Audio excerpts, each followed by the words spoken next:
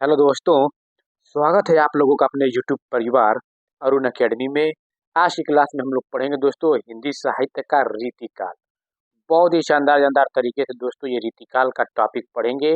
अगर इससे पहले और वीडियो नहीं देखे हैं तो जाकर प्लेलिस्ट में देख सकते हैं। हिंदी साहित्य का इतिहास, आदिकाल, भक्तिकाल पूरी की पूरी पढ़ा दिया गया है। जितने भी प्रीवियस ईयर एग्जामों में टेंड किया हुआ प्रश्न है दोस्तों, सब PYQ के माध्यम से दोस्तों ये क्लास चलाई जा रही है।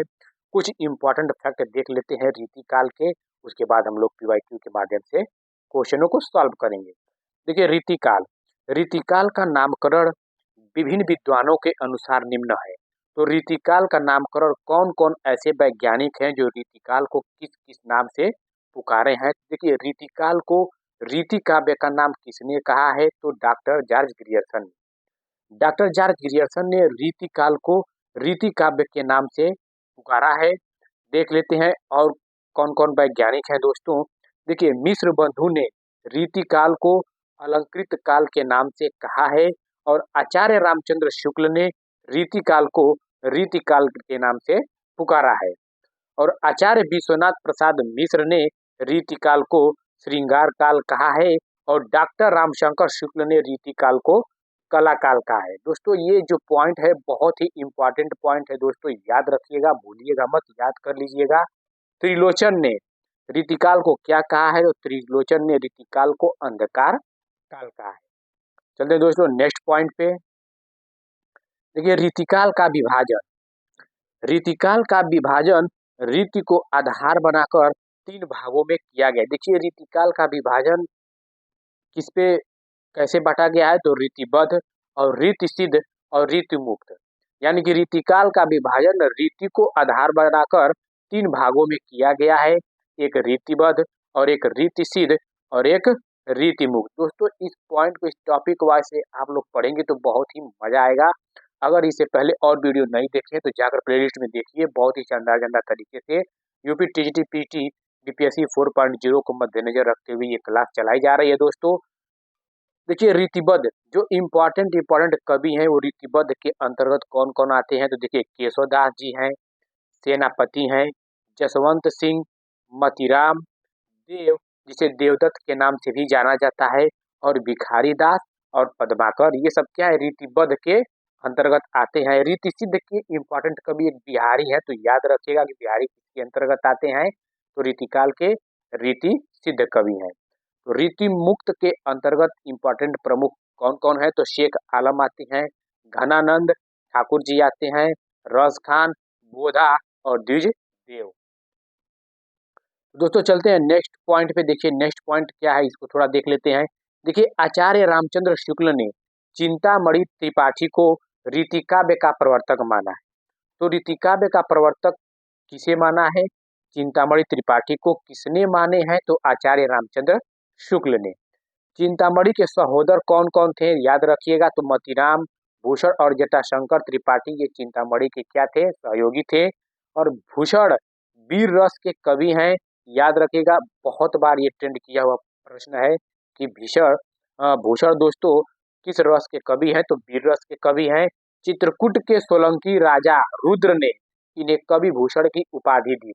तो भूषण को कवि भूषण की उपाधि किसने दी थी, तो चित्रकूट के सोलंकी राजा रुद्र ने दिए थे। गणपति चंद्र गुप्त ने भूषण का मूल नाम पतिराम या मणिराम, देखिए दोस्तों जो भूषण है उन्हीं का मूल नाम पतिराम या मणिराम बताया, तथा विश्वनाथ प्रसाद मिश्र ने इनका नाम घनश्याम बताया। इनका नाम यानी कि भूषण का नाम, तो भूषण का नाम घनश्याम, पतिराम, मणिराम, याद रखिएगा, बहुत ही इंपॉर्टेंट फैक्ट है। दोस्तों चलते हैं MCQs के अकॉर्डिंग जितने क्वेश्चन 10 प्रमुख इंपॉर्टेंट है जो प्रीवियस ईयर एग्जामों में पूछा गया है, हम लोग एक एक करके देखते हैं। देखिए दोस्तों पहला क्वेश्चन क्या कह रहा है, आचार्य रामचंद्र शुक्ल ने रीतिकाल का आरंभ किस कवि से माना है, तो क्या केशवदास जी हैं या बिहारी लाल या चिंतामणि त्रिपाठी या मतीराम। तो ऑप्शन नंबर सी हम लोग लॉक कर देंगे दोस्तों, चिंतामणि त्रिपाठी। चिंतामणि त्रिपाठी सिद्धांत ये दोस्तों रसवादी आचार्य थे, क्या याद रखेगा, जो चिंतामणि त्रिपाठी हैं ये आचार्य रसवादी थे। बहुत ही इंपॉर्टेंट है, याद रखेगा, क्योंकि यहीं से रीतिकाल का आरंभ जो माना गया है वो चिंतामणि त्रिपाठी से माना गया है। तो ये चिंतामणि त्रिपाठी बहुत बहुत इंपॉर्टेंट है दोस्तों। इनकी जो दोस्तों प्रमुख कृति है, इनकी चिंतामणि त्रिपाठी की, तो याद रखिएगा रस विलास। क्या? रस विलास हुआ, छंद विचार पिंगल और श्रृंगार मंजरी, ये सब क्या है? इनकी एक प्रमुख रचनाएं हैं दोस्तों, याद रखिएगा, बहुत इंपॉर्टेंट है। नेक्स्ट क्वेश्चन दोस्तों क्या कह रहा है, देखिए, किस कवि के आश्रय दाता महाराज शिवाजी तथा छत्रसाल बुंदेला थे? तो कौन थे? क्या देव थे, या मतीराम थे, या कबीर थे, या भूषण दोस्तों? तो दोस्तों हम लोग ऑप्शन नंबर डी लॉक कर देंगे, भूषण।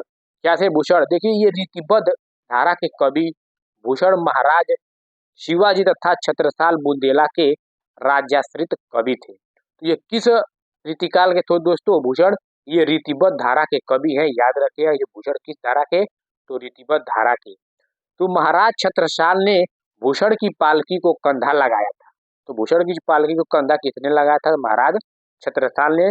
तो राइट आंसर हो जाएगा हमारा भूषण दोस्तों।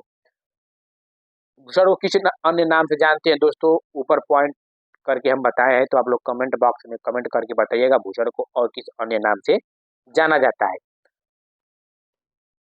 देखिए दोस्तों नेक्स्ट क्वेश्चन क्या कह रहा है, विरह वारिस रीति काव्य धारा के किस कवि की कृति है? क्या? विरह वारिस रीति काव्य धारा के किस कवि की कृति है? क्या ठाकुर, या बोधा, द्विजदेव, या आलम? तो ऑप्शन नंबर बी हम लोग लॉक कर देंगे, बोधा दोस्तों। दोस्तों जो विरह वारिस रीति काव्य धारा के रीति मुक्त कवि यानी कि बोधा की कृति है। रीति मुक्त कवि किसकी है? तो बोधा की कृति है दोस्तों, याद रखिएगा। इनकी एक अन्य कृति है इश्कनामा, बहुत इंपॉर्टेंट है दोस्तों, याद रखिएगा। इश्कनामा, इश्कनामा किसकी कृति है दोस्तों? तो बोधा की। कई बार ये ट्रेंड किया हुआ प्रश्न है दोस्तों, इश्कनामा, याद रखिएगा। दोस्तों कुछ इंपॉर्टेंट फैक्ट हम लोग देख लेते हैं, क्या है देखिए, कवि और इनकी रचना। तो ठाकुर जी की रचना क्या है? ठाकुर शतक और ठाकुर ठसक, याद रखें। ठाकुर शतक, ठाकुर ठसक किसकी रचना है? तो ठाकुर जी की है।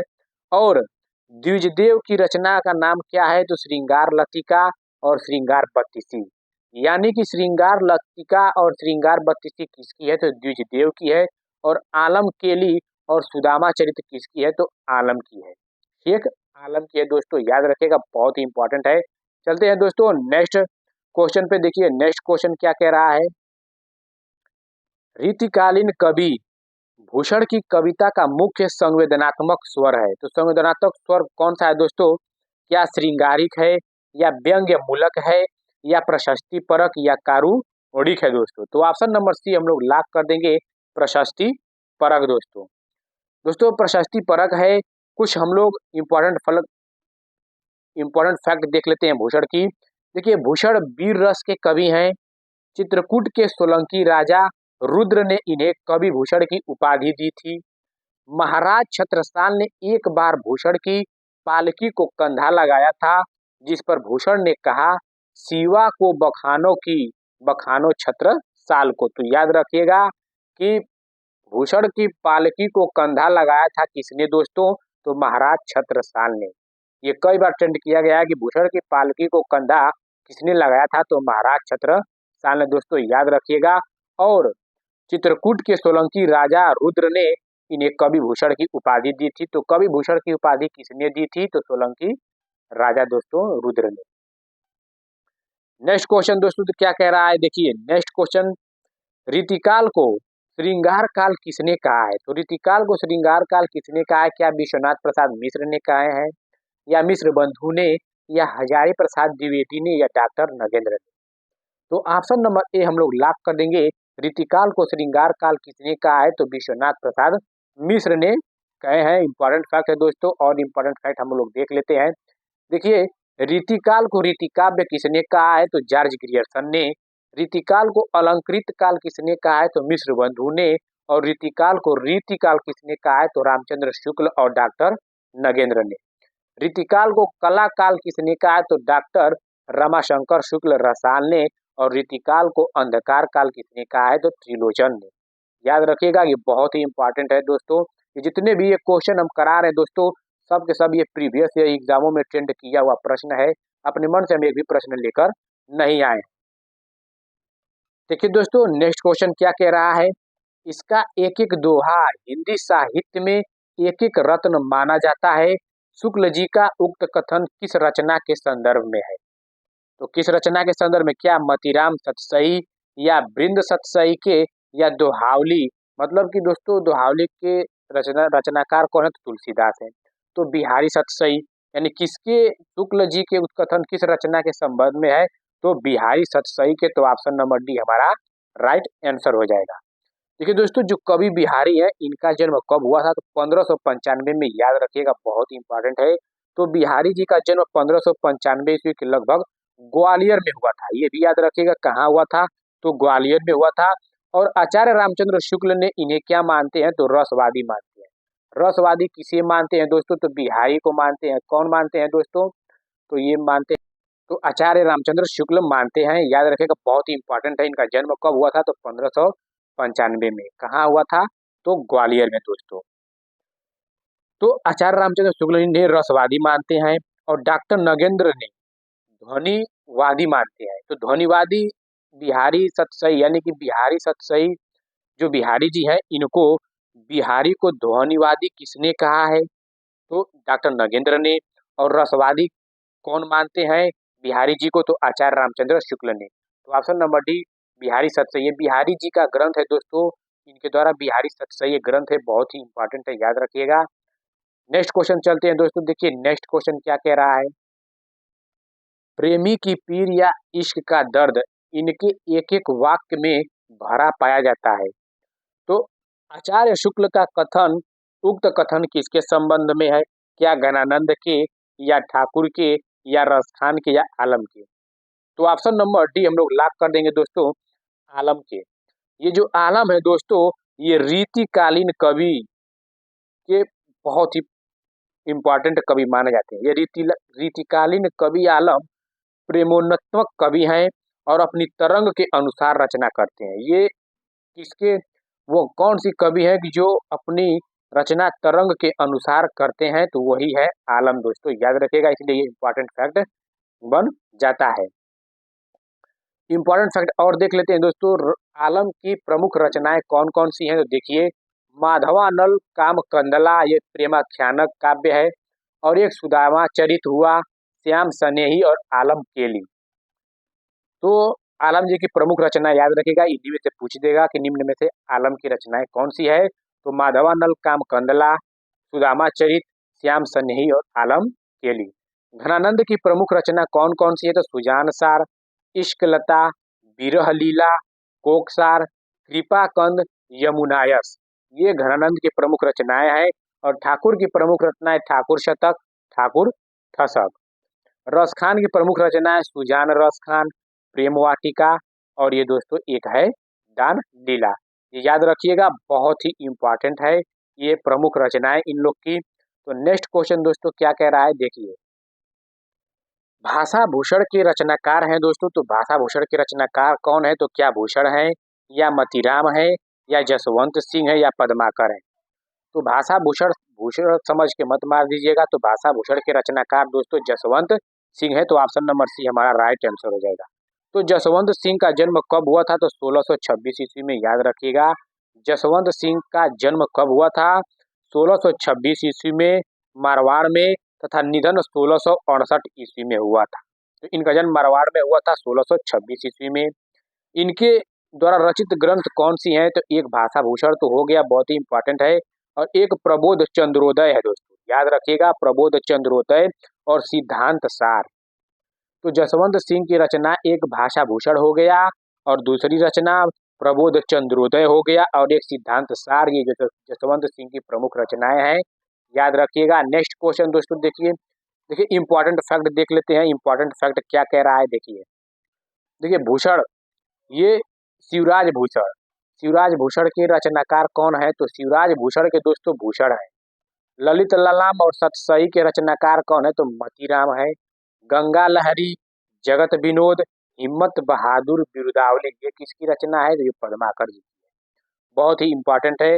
जितनी भी ये इंपॉर्टेंट रचनाएं हैं सब लोग आप लोग पढ़ लीजिएगा, क्योंकि दोस्तों हिंदी साहित्य का टीजीटी पीटी में कहीं से भी क्वेश्चन पूछ सकता है। तो ऐसे एमसीक्यूज के अकॉर्डिंग दोस्तों, और पॉइंट कैसे कैसे पूछा जाता है हम आप लोग को आइडिया लगा रहे हैं।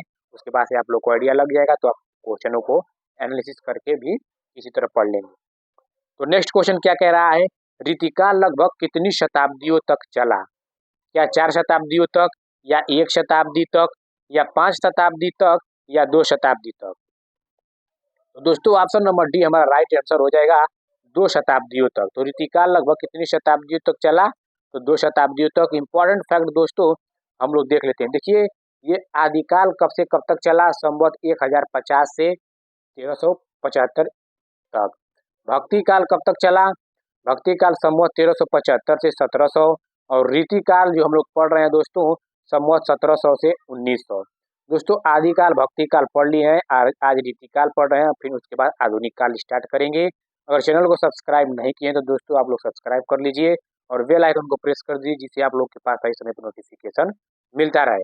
तो आधुनिक काल संवत 1900 से दोस्तों आगे चलेगा, जो हम लोग ये रीतिकाल पढ़ने के बाद आधुनिक काल स्टार्ट करेंगे। तो रीतिकाल का नामकरण भी देख लेते हैं। देखिए दोस्तों अलंकृत काल किसने कहा रीतिकाल को? मिश्र बंधु ने कहा है। तो आचार्य रामचंद्र शुक्ल ने रीतिकाल को क्या कहा है? तो रीतिकाल कहा है। और रीतिकाल को श्रृंगार काल किसने कहा? तो आचार्य विश्वनाथ प्रसाद मिश्र ने। और डॉक्टर रमाशंकर रसाल ने रीतिकाल को क्या कहा है? तो कला काल कहा है। ये बहुत ही इंपॉर्टेंट फैक्ट है दोस्तों, ये इंपॉर्टेंट फैक्ट आप लोग याद रखिएगा। चलते हैं नेक्स्ट क्वेश्चन पे। देखिए नेक्स्ट क्वेश्चन क्या कह रहा है, रीतिकालीन कवि मतीराम द्वारा लिखित ग्रंथ ललित ललाम है। तो ललित ललाम है क्या पिंगल ग्रंथ है, या रस निरूपण ग्रंथ है, या अलंकार ग्रंथ है, या इनमें से कोई भी नहीं? तो ऑप्शन नंबर सी हम लोग लॉक कर देंगे, अलंकार ग्रंथ है। तो ये रीतिकालीन कवि जो है मतीराम, तो ये अपने किस ग्रंथ में लिखे हैं? तो अलंकार ग्रंथ में ही ये लिखित ग्रंथ ललित ललाम है। तो इम्पोर्टेंट फैक्ट दोस्तों हम लोग देख लेते हैं क्या है मतीराम के ग्रंथ जो है, इनके ग्रंथ कौन से हैं? इंपॉर्टेंट फैक्ट देखिए, फूल मंजरी हुआ, लक्षण श्रृंगार, साहित्य सार हुआ, रस राज जो रस निरूपक ग्रंथ है, अलंकार पंचाशिका ये अलंकार निरूपक है, और सतसई और वृत्त कौमुदी ये मतीराम के जो प्रमुख ग्रंथ हैं। याद रखिएगा, भूलिएगा मत दोस्तों। चलते हैं दोस्तों नेक्स्ट क्वेश्चन पे। देखिए नेक्स्ट क्वेश्चन क्या कह रहा है, शिवराज भूषण में कितने अलंकारों का निरूपण हुआ है दोस्तों? तो शिवराज भूषण में कितने अलंकारों का प्रयोग हुआ है? क्या 15, या दोस्तों 51, या 99, या 105? तो ऑप्शन नंबर डी हमारा राइट आंसर हो जाएगा 105। तो शिवराज भूषण की कवि भूषण की प्रसिद्ध रचना है। शिवराज भूषण जो है ये दोस्तों शिवराज भूषण ये कवि भूषण की प्रसिद्ध रचना है, जो एक अलंकार निरूपक ग्रंथ है। क्योंकि इसमें बताया गया है कितने अलंकार का निरूपण हुआ है, तो 105। तो शिवराज भूषण ये कवि भूषण की प्रसिद्ध रचना है, जो एक अलंकार निरूपक ग्रंथ है। इसमें 99 क्या 99 अर्था अलंकार का प्रयोग किया गया है, और 4 दोस्तों शब्दा अलंकार का। तो कितना हुआ 99 4 103 हुआ। और शेष जो 2 है वो चित्र और संकर नामक अलंकारों को मिलाकर कुल 105 अलंकार का निरूपण हुआ है। तो option number 5 option number D दोस्तों 105 राइट आंसर हो जाएगा। चलते हैं दोस्तों नेक्स्ट क्वेश्चन पे। देखिए नेक्स्ट क्वेश्चन क्या कह रहा है, देखिए रामचंद्र शुक्ल ने हिंदी साहित्य का इतिहास में देव के कितने ग्रंथों का उल्लेख किया है? तो देव के कितने ग्रंथों का उल्लेख किया है? क्या 22, या 23, 24, या 25? तो ऑप्शन नंबर बी हमारा राइट आंसर हो जाएगा दोस्तों 23। और हाँ दोस्तों इंपॉर्टेंट फैक्ट ये भी है कि जो शिव सिंह सेंगर ने देव की रचनाओं की संख्या 72 बताई। सबसे पहले शिव सिंह सेंगर ने क्या शिव सिंह सेंगर ने सर्वप्रथम देव की रचनाओं की संख्या कितनी बताई थी? 72 बताई थी। और कुछ विद्वानों ने 52 ग्रंथों का उल्लेख किया है। तो रामचंद्र शुक्ल ने हिंदी साहित्य के इतिहास में देव के कितने ग्रंथों का उल्लेख किया है? तो आचार्य रामचंद्र शुक्ल के अनुसार देव के 23 ग्रंथों का उल्लेख किया है। और शिव सिंह सेंगर ने सर्वप्रथम देव की रचनाओं की संख्या 72 बताई, और कुछ विद्वानों ने 52 ग्रंथों का उल्लेख किया है। तो option number B right answer हो जाएगा। ये इंपॉर्टेंट फैक्ट आप लोग याद रखिएगा दोस्तों। नेक्स्ट क्वेश्चन देखिए, नेक्स्ट क्वेश्चन क्या कह रहा है, भाषा भूषण का विवेच्य है क्या छंद है, या अलंकार है, रस, या ध्वनि? तो ऑप्शन नंबर बी हमारा राइट आंसर हो जाएगा। भाषा भूषण का विवेच्य है दोस्तों यह अलंकार है। तो भाषा भूषण ग्रंथ के लेखक कौन है? तो भाषा भूषण ग्रंथ के लेखक जसवंत सिंह है। अभी जस्ट हम बताए थे इनके कौन है, जसवंत सिंह है, बहुत ही इंपॉर्टेंट है। तो भाषा भूषण के लेखक कौन है? तो जसवंत सिंह है। और इस ग्रंथ के 212 दोहों में अलंकारों का निरूपण किया गया है। भाषा भूषण में 212 कितनी 212 दोहों में अलंकारों का निरूपण किया गया है। तो चलते हैं दोस्तों नेक्स्ट क्वेश्चन पे। देखिए नेक्स्ट क्वेश्चन क्या कह रहा है। देखिए हितोपदेश का हितोपदेश का भाषानुवाद किसने किया? तो हितोपदेश का भाषानुवाद किसने किया? क्या पद्माकर ने, या सेनापति ने, या श्रीपति ने, या बोधा ने? तो हितोपदेश का भाषानुवाद किसने किया? तो पद्माकर ने। ऑप्शन नंबर ए हमारा राइट आंसर हो जाएगा। पद्माकर ने दौलत राव सिंधिया को सरदार उदाजी के अनुरोध पर हितोपदेश का अनुवाद किया था। और पद्माकर के प्रमुख कृति कौन से हैं? तो हिम्मत बहादुर हो गया दोस्तों, याद रखिएगा हिम्मत बहादुर। और एक बिरुदावली है दोस्तों, बहुत ही इंपॉर्टेंट है। और पद्मा भरण भी पद्माकर जी की कृति का नाम है। और जगत विनोद हुआ, प्रबोध पचासा, गंगा लहरी, प्रताप सिंह, ये सब क्या है? ये सब एक कली पचीसी है दोस्तों, तो याद रखिएगा। तो हितोपदेश का भाषानुवाद किसने किया? तो पद्माकर ने। तो पद्माकर की प्रमुख कृति कौन कौन सी है? फिर से बता दे रहे हैं, हिम्मत बहादुर, बिरुदावली, और पद्मा भरण, जगत विनोद, प्रबोध पचासा, गंगा लहरी, प्रताप सिंह, बिरुदावली, और कली पच्चीसी। नेक्स्ट क्वेश्चन क्या कह रहा है। हित तरंगड़ी किसकी रचना है? तो हित तरंगड़ी किसकी है? तो कृपा राम की है, याद रखिएगा, बहुत ही इंपॉर्टेंट है दोस्तों। हित तरंगड़ी किसकी रचना है? तो कृपा राम की है।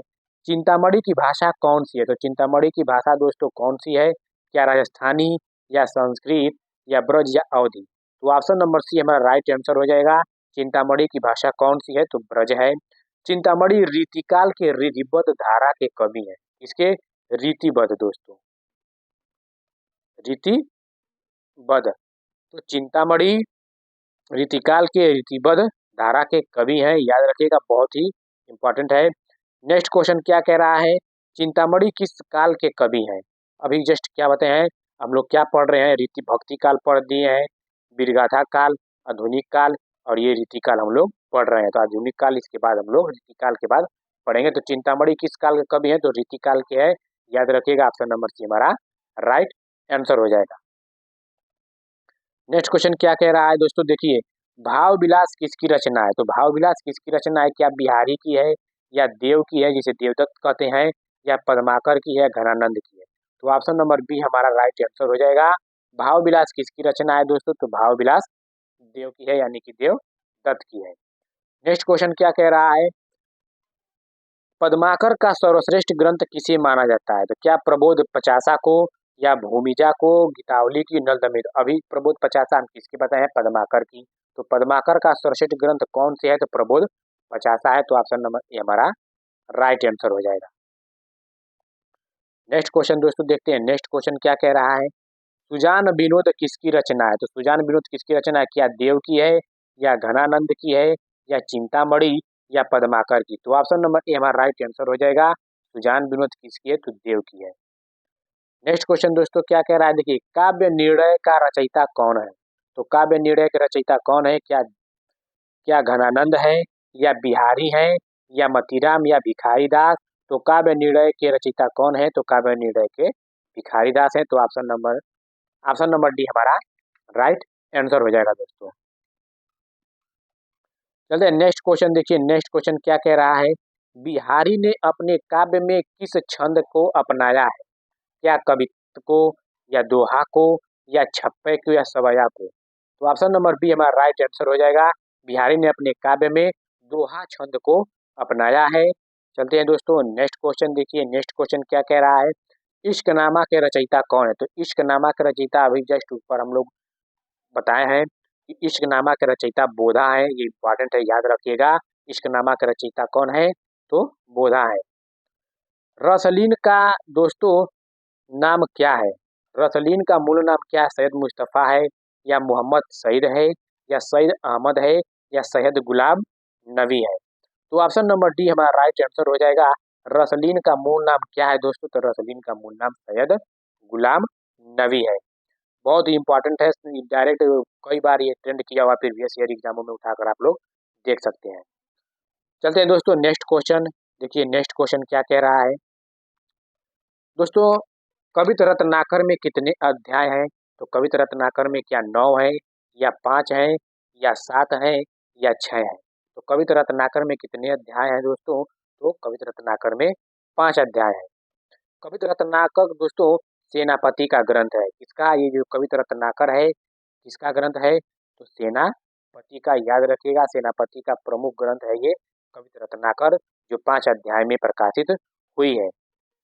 दोस्तों इसमें 5 शीर्षक अथवा अध्याय हैं जिन्हें तरंग की संज्ञा दी गई है। ये कवित रत्नाकर को तरंग की संज्ञा दी गई है और इसमें 394, ये भी याद रखिएगा, 394 छंद में राम कथा का वर्णन किया गया है। कवित रत्नाकर में इसमें 394 छंद में राम कथा का वर्णन किया गया है, जो सेनापति का प्रमुख कवित रत्नाकर है। और एक अन्य रचना भी है काव्य कल्पद्रुम, याद रखिएगा, ये काव्य कल्पद्रुम और ये कवित रत्नाकर किसकी है? तो सेनापति की है। नेक्स्ट क्वेश्चन दोस्तों क्या कह रहा है, देखिए बिहारी सतसई में कितने दोहे हैं? क्या 700, या 713, या 719, या 750? तो बिहारी सतसई में 713 दोस्तों क्या है? दोहे हैं। तो ऑप्शन नंबर बी हमारा राइट आंसर हो जाएगा। नेक्स्ट क्वेश्चन दोस्तों क्या कह रहा है, देखिए केशवदास का अलंकार पर आधारित ग्रंथ है। क्या विज्ञान गीता, रतन बावनी, रसिक प्रिया, या कवि प्रिया? तो केशवदास का अलंकार पे जो आधारित ग्रंथ है उसका नाम क्या है? तो उसका नाम कवि प्रिया है। बहुत ही इंपॉर्टेंट है, याद रखिएगा, केशवदास का अलंकार पर आधारित ग्रंथ कवि प्रिया है। कुछ प्रमुख रचनाएं देख लेते हैं दोस्तों।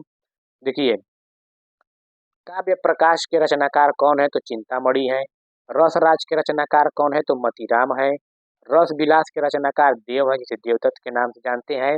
रस सारांश के रचनाकार कौन है? तो भिखारी दास है।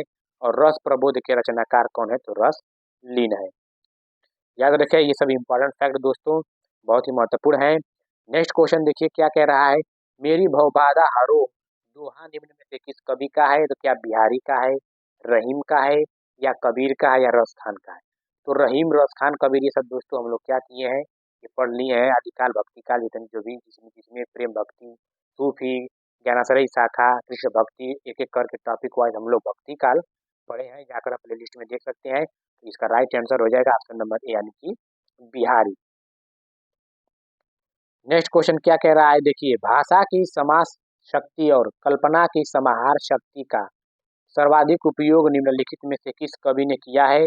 क्या बिहारी ने, या चिंतामणि ने, या भूषण ने, या घराना ने? तो ऑप्शन नंबर ए हमारा राइट आंसर हो जाएगा बिहारी ने। चलते हैं नेक्स्ट क्वेश्चन दोस्तों, कुछ इंपॉर्टेंट फैक्ट भी देख लेते हैं। रचनाकार ये बहुत ज्यादा पूछते हैं हिंदी साहित्य से। तो काव्य प्रकाश किसका है दोस्तों? तो चिंतामणि का है। और रसराज के रचनाकार कौन है? तो मतीराम है। शिवा बावनी के रचनाकार कौन है? भूषण है। रस प्रबोध के रचनाकार रसलीन है। और रस रहस्य के रचनाकार कुलपति मिश्र है। अंगद दर्पण के रचनाकार रस लीन है। ये सब इंपॉर्टेंट प्रमुख रचनाएं, इन लोग का आप लोग याद रखिएगा।